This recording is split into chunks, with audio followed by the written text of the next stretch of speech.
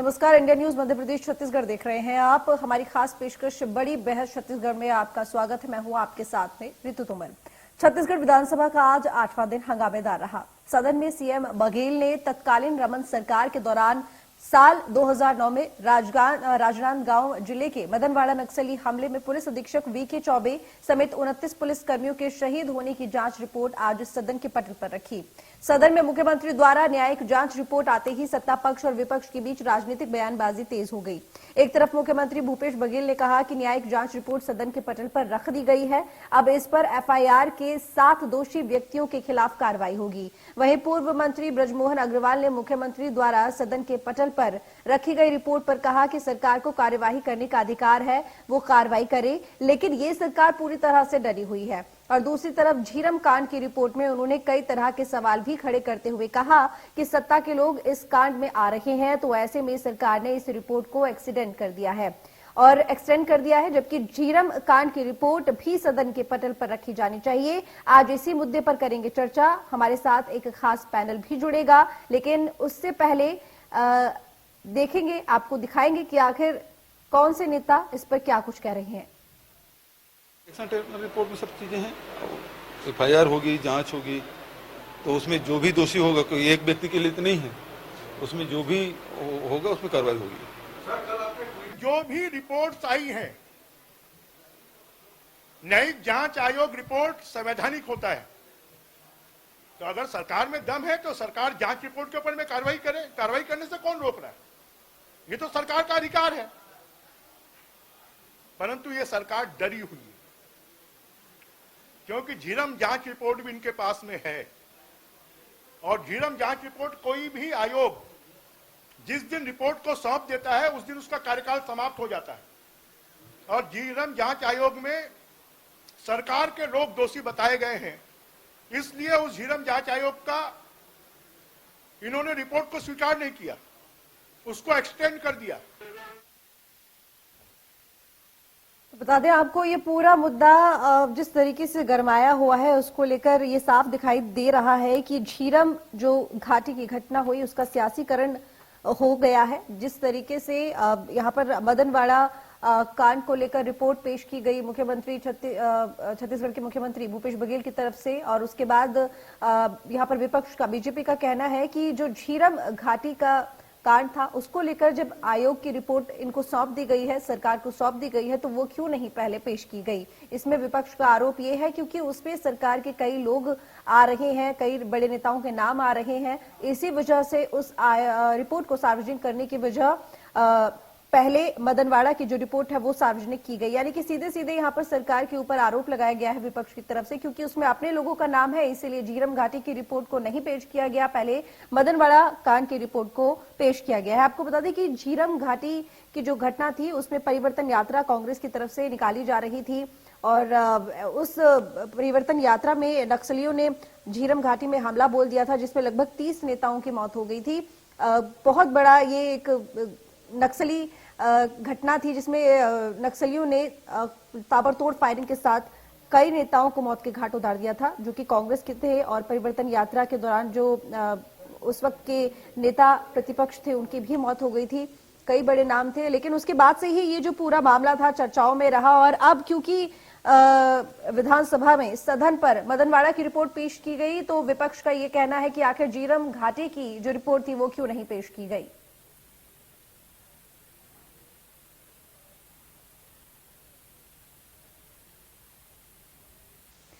चर्चा की शुरुआत करेंगे। अंशुल राय प्रवक्ता कांग्रेस के हमारे साथ जुड़े हुए हैं। स्वागत है आपका इंडिया न्यूज पर अंशुल राय जी। मनीष राय प्रवक्ता बीजेपी के हमारे साथ जुड़े हुए हैं। मनीष राय जी, आपका भी स्वागत है इंडिया न्यूज पर। सबसे पहले अंशुल जी, मैं आपके पास आऊंगी। देखिए, आज मदनवाड़ा जो कांड था उसकी रिपोर्ट सदन में पेश की गई है, लेकिन विपक्ष का आरोप लगा है कि भाई जब आपके पास झीरम घाटी की जो रिपोर्ट है वो भी आ गई है, तो आपने पहले उस रिपोर्ट की जगह मदनवाड़ा की रिपोर्ट क्यों पेश की है। आप अपने लोगों को बचाने की कोशिश कर रहे हो, क्योंकि उसमें आपके कई लोगों का नाम आ रहा है।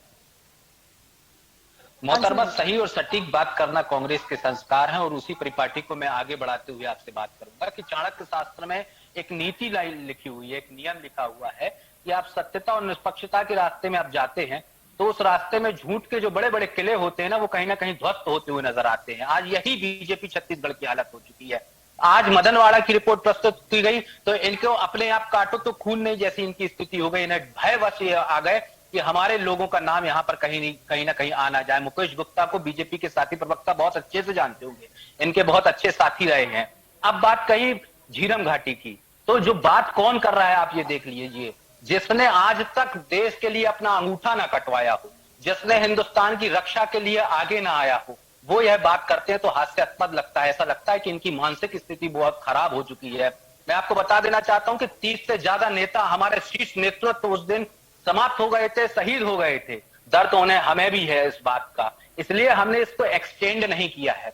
इसमें हम यह चाहते हैं कि निष्पक्षता भरी बातें जो होती है, निष्पक्ष जांच जैसे आज मदनवाड़ा की आई है, वैसे ही जांच में निष्पक्षता झीरम घाटी में भी आए। और मैं आपके वादे और दावे के साथ इस जिम्मेदार न्यूज चैनल पर आपको मोहतरमा यह बता देना चाहता हूं कि आने वाला समय झीरम घाटी की सत्यता और निष्पक्षता को आपके और हमारे समक्ष प्रस्तुत करते हुए नजर आएगा। और मैं तो यह भी चाहता हूं, जो ये बीजेपी वाले कहते हैं उसमें भी मैं इनका समर्थन देने तैयार हूं कि वह रिपोर्ट आनी चाहिए। सीएम भूपेश बघेल जी भी उस रिपोर्ट कर लेकर आएंगे और उसमें जो बीजेपी के बड़े बड़े नेता हैं जो आज बड़ी बड़ी बातें करते हैं, जिनकी मानसिक स्थिति आज की दिनांक में ठीक होते हुए नजर नहीं आती, वही भी वो कहीं ना कहीं इस घेरे में आएंगे। और ये आरोप की बात करते हैं तो आप लोकतंत्र में रहते हैं, संविधान में रहते हैं, लोकतंत्र में आंदोलन करना आपका जिम्मेदारी होती है। अगर आपको ऐसा लगता है तो खड़े हो जाइए, सड़कें आपकी हैं, विपक्ष में खड़े हो जाइए। आरोप लगाना, एसी रूम में बैठकर आरोप लगाने से कुछ नहीं होता जनाब। अगर देश को बनाना है तो आंदोलन करना अति अनिवार्य होता है। स्वागत करता हूं मैं आपके आंदोलन को, बीजेपी के प्रवक्ता के माध्यम से यह कहना चाहता हूं, लेकिन ये एक भी आंदोलन नहीं करेंगे क्योंकि ये छत्तीसगढ़ की राजनीति में मुद्दा विहीन हो चुके हैं। मोहतरमा ठीक, मनीष जी जवाब दीजिए। देखिए रितु जी, हमारे छोटे भाई अंशुल जी ने बहुत अच्छी बातें कही, लेकिन झीरम के बारे में भैया मैं अच्छी बातें करता हूं भैया, क्योंकि आपका छोटा भाई नहीं, नहीं, मैं अच्छी बातें करता हूं, आपका छोटा भाई जो मिठाई लगता है अंशुल जी, अच्छी बात है, लेकिन साधुवाद, चीजों पे साधुवाद। थोड़ा प्रकाश डालूंगा आपके माध्यम से। इंडिया न्यूज चैनल अपने आप में राष्ट्रीय प्रतिष्ठित चैनल है और बहुत ही सेंसिटिव मुद्दा आज उठाया है इंडिया न्यूज ने, उसके लिए धन्यवाद। क्योंकि देखिए 2010 से अगर 2011 से आंकड़ों पे नजर डाले 2020 पर, तो 3722 नक्सली घटनाएं अभी तक छत्तीसगढ़ में हो चुकी हैं। और कंपैरिजन के तौर पे अगर मैं तुलना करूं तो झारखंड में इससे ज्यादा नक्सली घटनाएं होती हैं, लेकिन मौतें सबसे ज्यादा हमारे छत्तीसगढ़ में ही क्यों होती है? सबसे बड़ा प्रश्न आपके लिए छोड़ के जा रहा हूं, क्योंकि सरकार कांग्रेस की है। दूसरी बात, इन 10 सालों में मैं छोटे से आंकड़े जो दे रहा हूं कि कॉमन जो लोगों की डेथ हुई है वो लगभग 786 है। हमारे सैनिक जवान 489 मारे जा चुके हैं जो शहीद हो चुके हैं, और आम आदमियों की लगभग 656 है। बिल्कुल बोलिएगा अंशुल जी, आप जब बोले मैं इसलिए सुन रहा था, आप सुन लीजिए। मैं वो सरकारी आंकड़े दे रहा हूं। जब हमारे सांसद जी ने प्रश्न किया था राज्यसभा में तो गृह राज्य मंत्री जी ने इसका जवाब दिया था। अब जब तार मेटला या अभी जब बात हुई जिसमें हमारे शहीद विनोद चौबे जी एसपी थे राजनांदगांव के उस समय, और 29 जवानों की बात इसकी रिपोर्ट आई, तो हमारे बृजमोहन जी ने बिल्कुल सही बात कही कि जब 25 मई 2013 की घटना, झीरम की घटना, दरबा घाटी की घटना जब हुई, इतनी बड़ी घटना थी, उसकी रिपोर्ट आ चुकी है, एसआईटी जांच कर चुकी है, तो उसकी रिपोर्ट मुख्यमंत्री जी ने क्यों पेश नहीं की? फिर जब 9 अप्रैल 2019 को हमारे विधायक भीमा मंडावी जी की हत्या हुई तो उसकी रिपोर्ट क्यों नहीं पेश हुई? ऐसे बीजापुर में भी घटना घटी जिसमें लगभग 24 हमारे जवान शहीद हुए, उसकी रिपोर्ट क्यों नहीं पेश हुई? ऐसे अनेकों घटनाएं हैं, ऐसे अनेकों जो हमारे जवान शहीद हुए पुलिस जवान सीआरपीएफ के, उसके बारे में भूपेश बघेल जी क्यों नहीं बोल पा रहे हैं? क्यों उसकी रिपोर्ट को प्रस्तुत नहीं करते हैं विधानसभा के पटल पर?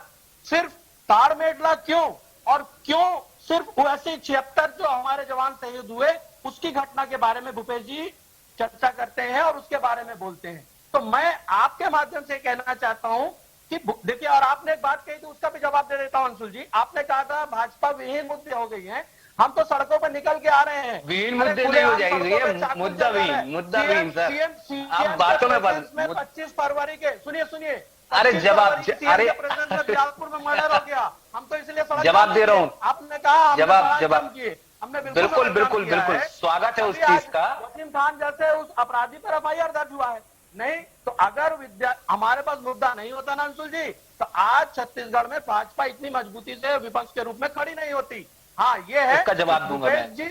उनका झूठ जो है वो सबके सामने आ रहा है, वो किस तरह अपने लोगों को जो भी आरोपी लोग हैं जो आज सरकार में बैठे हुए हैं, 25 मई की घटना में 2013 में जो झीरम, मैं कहता हूँ बड़े बड़े नेता थे, मैं उनको सलाम करता हूँ, महेंद्र कर्मा का सलवा जुड़ू, मैं उनको चलिए आज सलाम ठीक, करता हूं, विद्याचरण मनीष जी अंशुल जी से जवाब ले लेते हैं। ठीक, अंशुल जी देखिए, आपने मदनवाड़े की घटना की रिपोर्ट पेश कर दी, आप जिसमें आरोप लगा रहे हैं कि वो इससे थर थर कांप रहे हैं, काटो तो खून नहीं, इस तरह की बातें आपने कही। लेकिन आप एक बात बताइए, झीरम घाटी को लेकर जब सरकार में बीजेपी थी तो इतना हो हल्ला मचाया गया था, दुनिया भर के आरोप लगाए गए थे उनकी तरफ से। जब एनआईए ने जांच की थी तो उस रिपोर्ट को नकार दिया गया था, और उसके बाद जब अब जांच हुई, रिपोर्ट आ गई, तो आखिर आप उसको पेश क्यों नहीं कर देते हैं? अगर बीजेपी बोल भी रही है, विपक्ष बोल भी रहा है, तो पेश कर दीजिए, उसमें हर्जी क्या है, मामला खत्म हो जाएगा।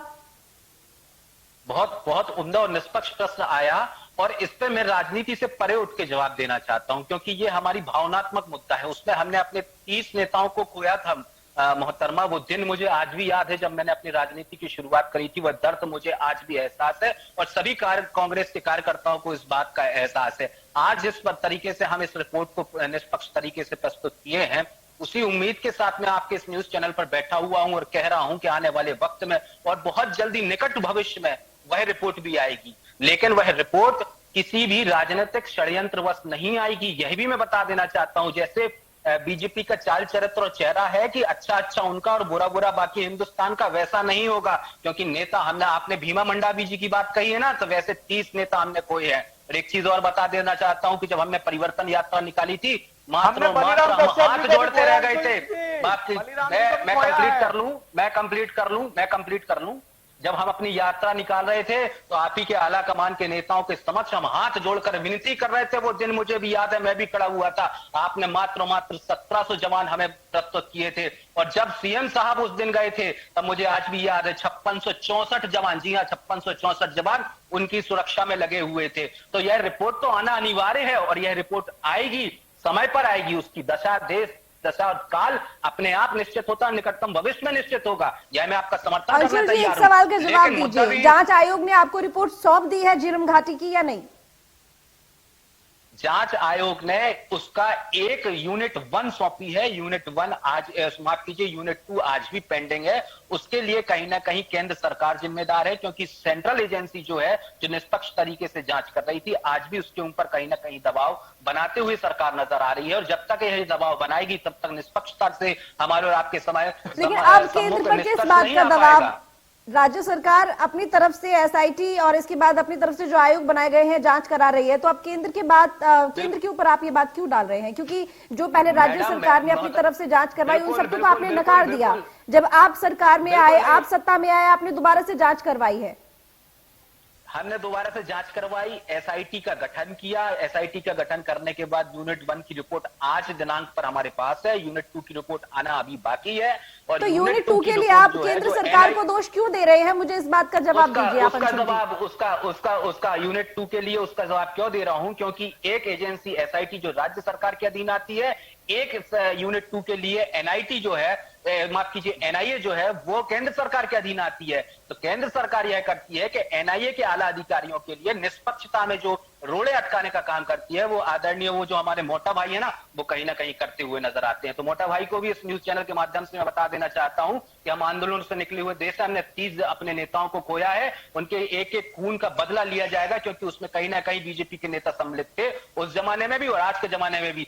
कहां 1765 हुए करते थे और 5635 जवानों को उनको लेकर गए थे, और हम हाथ जोड़कर उस दिन उनसे विनती कर रहे थे। उन्हीं कर्मा जी की मैं बात कर रहा हूं जिनको ये सलूट कर रहे थे। मैं उन्हीं की बात कर रहा हूं जो नेता प्रतिपक्ष हुआ करते थे। मैं उन्हीं युवा नेताओं की बात कर रहा हूं जो राजनीति में कहीं ना कहीं छत्तीसगढ़ की धरा को बदलने का कार्य कर रहे थे। मोहतरमा, चलिए ठीक, आप जवाब दीजिए मनीष जी। आरोप लग रहा है कि भाई केंद्र सरकार के ऊपर, कि उन्होंने एक यूनिट की रिपोर्ट उनके पास आ गई है, दूसरी रिपोर्ट अभी बाकी है, जिसके लिए केंद्र सरकार जिम्मेदार है। देखिए रितु जी, अंशुल जी को मैं जानकारी दे देना चाहता हूं। अगर यूनिट 1 है तो मैं कहता हूं यूनिट 1 की रिपोर्ट को ही सार्वजनिक करे विधानसभा के पटल पर। और दूसरी चीज, अरे साहब, संविधान का नियम होता है, विधि का विधान होता है, यूनिट 1 कैसे सम्मिलित कर ले सर? आप सर अपनी मानसिक स्थिति को सुधारिए सर, कैसी बात कर रहे हैं सर? मोहतरमा, इनको समझाइए ये किस प्रकार की बचकाना हरकत कर रहे हैं। ये कह रहे हैं कि यूनिट 1 को कर दीजिए। यूनिट 1 को कैसे कर देंगे जब यूनिट 2 नहीं आएगा? एक पूरा पैकेज होता है, एक पूरा सिस्टम होता है, एक पूरा सिनेरियो होता है। आप लोकतंत्र विधि की एक ऐसी पार्टी पे, चलिए ठीक है अंशुल जी, मैं आपके पास आई, आपने जवाब दिया। मनीष जी को बात कहने दीजिए, उसके बाद मैं आपको मौका दूंगी। मनीष जी आप अपनी बात जवाब देते हैं। मनीष जी आप अपनी बात दोबारा रखिए। हाँ बिल्कुल, मैं ये कह रहा हूं कि जब एनआईए ने अपनी जांच रिपोर्ट प्रस्तुत कर दी थी तो भूपेश बघेल सरकार को एसआईटी की जांच करने की आवश्यकता क्यों पड़ी? भाई एनआईए ऑलरेडी स्वतंत्र एजेंसी है, अपने आप में राष्ट्रीय एजेंसी है। इसका मतलब है कि भूपेश बघेल सरकार को षड्यंत्र करना था, इसीलिए शायद उन्होंने एसआईटी की जांच की और उसमें पेंडेंसी बना के रखी। अरे सर, अब सरकार आपकी है, आप स्वतंत्र है। मैं जवाब दे रहा हूं मैं इसका। अंशुल जी ठीक है, फिर बताइए, जब एनआईए ने अपनी जांच रिपोर्ट सौंप दी थी, उसके बाद ये जो केस लेकर आपने एसआईटी को दे दिया, फिर उसके बाद आप बोल रहे हैं एनआईए की रिपोर्ट अब भी रह गई है, एसआईटी ने अपनी जांच पूरी कर ली है, उसकी रिपोर्ट आपको मिल गई है, तो फिर एनआईए पर आकर बात क्यों अटक गई दोबारा से? उस पर तो आपको पहले भी भरोसा नहीं था, अब भी भरोसा नहीं है। अब जो वो रिपोर्ट आपको सौंपेंगे तो आपको कैसे भरोसा होगा उनकी रिपोर्ट पर? वो तो पहले भी स्वतंत्र थी और आज भी स्वतंत्र है। जिम्मेदारी पूर्वक मैं आपको जवाब दे रहा हूं। भैया ने बहुत अच्छी बात कही कि एनआईए जो है एक स्वतंत्र एजेंसी है। मैं उम्मीद करता हूं भैया कि वो घी शक्कर ऐसे ही एनआईए और बाकी जो देश की स्वतंत्र एजेंसियां वो आज की दिनांक में स्वतंत्र बनी रहे। उर्जित पटेल का जी का नाम आपको याद होगा, सुप्रीम कोर्ट आप बहुत अच्छे से जानते होंगे। आज कहीं ना कहीं उसके ऊपर सेंध लगाने का प्रयास किया जा रहा है। इतिहास गवाह है पिछले 7.5 सालों का महोदय, आपको पता होगा, महोदय आपको भी पता होगा। एनआईए ने जो रिपोर्ट अपनी सौंपी थी उसके कई सारे अधिकारी गुप्त सूत्रों से यह पता चला था कि वो राजनीति बस कहीं ना कहीं वो रिपोर्ट सौंपते हुए नजर आ रहे थे। इसलिए एसआईटी का गठन ना चाहते हुए भी करना पड़ा। हम तो एनआईए को निष्पक्ष एजेंसी पहले मानते थे, लेकिन एनआईए के आला अधिकारी कहीं ना कहीं ऑन रिकॉर्ड यह कहते हैं, ऑफ रिकॉर्ड यह कहते हैं कि भैया इस रिपोर्ट को आप मान्य मत करिए, क्योंकि कहीं ना कहीं इसमें समस्या है। अगर आपको सत्यता प्राप्त करनी है, आपको 30 नेताओं के जो शहीद हुए हैं उनके खून का एक एक कतरा का आपको अगर उसका कहीं ना कहीं आपको उसका निष्पक्षता से जांच करनी है तो आपके लिए निष्पक्ष जांच करानी होगी। यही कारण था कि एसआईटी का गठन किया गया और यूनिट 2 आने वाले निकटतम भविष्य में इसी सदन के पटल पर होगी। लेकिन यही तो है मुद्दा विहीन पार्टी कि जब इनके पास कोई मुद्दा नहीं होता, कुछ नहीं होता, तो जीरो से शुरुआत करने वाली पार्टियों के खिलाफ भी ये ला के दिखाते हैं, क्योंकि इनके पास ये स्वयं में आपस में मनुवाद की स्थिति में आ जाते हैं और कहीं ना कहीं राजनीति को एक अलग दिशा की ओर ले जाने का प्रयास करते हैं। लेकिन हम कांग्रेस ही मैडम, हिंदुस्तान में जो अगर बना हुआ है, अगर हिंदुस्तान बना हुआ तो आंदोलनों से बना हुआ है। ऐसी कांग्रेस पार्टी जो बनी हुई है वो आंदोलनों से बनी हुई है। मैं तो स्वागत करता हूं, कल खड़े हो जाइए, आप आंदोलन कर दीजिए झीरम घाटी के खिलाफ। लेकिन मैं वादे और दावे के साथ कहता हूं महोदय, बिल्कुल इसका विरोध नहीं करेंगे। सिर्फ और सिर्फ एसी न्यूज चैनल्स में बैठकर सिर्फ और सिर्फ अपने व्याख्यानों को बखानेंगे। मोहतरम अंशुल जी, एक सवाल है जो मैं यहाँ आपसे पूछना चाहूंगी। देखिए, आप दो बातें कह रहे हैं जो बार बार उठकर बीच में आ रहे हैं, उसको थोड़ा क्लियर कीजिएगा। एनआईए की रिपोर्ट, एनआईए को जांच सौंपी गई, उससे आपने लेकर एसआईटी को दे दी, उसके बाद एसआईटी ने अपनी रिपोर्ट आपको दे दी है, वो आपके पास अभी है, जिसको आप यूनिट 1 कह रहे हैं। अब आप कह रहे हैं कि एनआईए की रिपोर्ट अभी आना बाकी है, जो कि यूनिट 2 होगी। तो यानी कि एसआईटी ने जब अपनी जांच पूरी कर दी है, अपनी तरफ से तमाम जांच पूरी करके आपके हाथ में दे दी है, तो वो जांच तो पूरी होगी। आप उसको एक बार सार्वजनिक कर दीजिए, सदन पटल पर रख दीजिए, क्योंकि एनआईए की रिपोर्ट को लेकर आप बार बार ये कह रहे हैं कि उसके ऊपर विश्वास नहीं किया जा सकता। जब राज्य सरकार को उसके ऊपर विश्वास नहीं है तो उसकी रिपोर्ट का इंतजार भी फिर क्यों? क्या इस बार क्योंकि अब आपकी सरकार है तो एनआईए की जो अब रिपोर्ट आएगी, क्या वो बिल्कुल ठीक होगी? उस पर अब आप विश्वास कर पाएंगे? जब पहले नहीं कर रहे थे तो अब कहां से करेंगे? और आप उसका इंतजार आप क्यों कर रहे हैं? मैं इसका जवाब देता हूं, मेरी अगर आप तक आवाज जा रही होगी। बिल्कुल जा रही है। एनआईए और एसआईटी होती है, संविधान का नियम है, वो समानांतर कार्य करती हैं। जब एनआईए ने पहली रिपोर्ट सौंपी थी तब एसआईटी नहीं थी। राज्य सरकार का कोई भी प्रकार का हस्तक्षेप उसमें नहीं होता था। लेकिन अब जो राज्य सरकार ने अपना हस्तक्षेप किया है मोहतरमा, उसमें एनआईए और एसआईटी दोनों मिलकर इसका यूनिट 2 की रिपोर्ट सम्मिलित करेंगी। जब तक वह यूनिट 2 की रिपोर्ट सम्मिलित नहीं होगी तब तक कार्यवाही पूर्ण नहीं मानी जाएगी। और जिस दिन यह कार्यवाही पूर्ण हो जाएगी उस दिन दूध का दूध और पानी का पानी हो जाएगा। और दूध का दूध पानी का पानी क्या होगा कि बीजेपी के जो बड़े नेता है जिन्होंने हमारे लिए 5000 जवान देने से इनकार कर दिया था, वो आने वाले निकटतम भविष्य में जेल की सलाखों पर पीछे होंगे। मोहतरमा मनीष जी,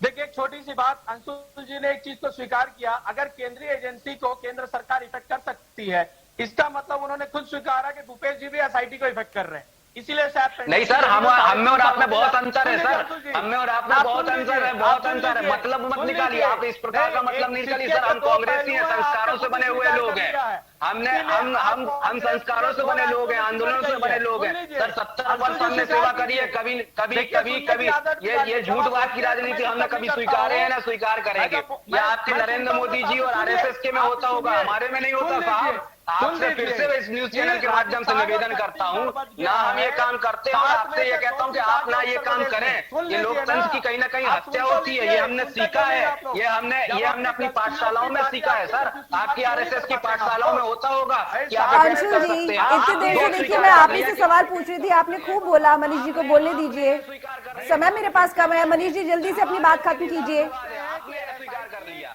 आपके प्रभाव आपने यह स्वीकार कर लिया है sir. Thank you so much, thank you so much कि आपने मनीष जी देखिए आखिरी कमेंट, मेरे पास समय कम है। अंशुल जी प्लीज, मैंने आपको इनफ टाइम दिया। मनीष जी अपनी बात पूरी कीजिए जल्दी जल्दी।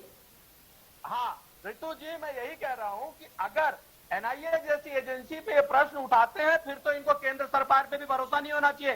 फिर ये किस बिल्कुल मुंह से नहीं है, केंद्र सरकार बिल्कुल से कोई नहीं है, सहायता मांगने की, बिल्कुल नहीं है। किस मुंह से सहायता मांग करते हैं आप? किसी मुंह से फिर किसी भी आपको प्रकार की सहायता नहीं मांगते हम, अपना हक मानते। 35,000 करोड़ रुपए हमारा हक है, वो दिलवा दीजिए। किसी से सहायता नहीं मांगते हम।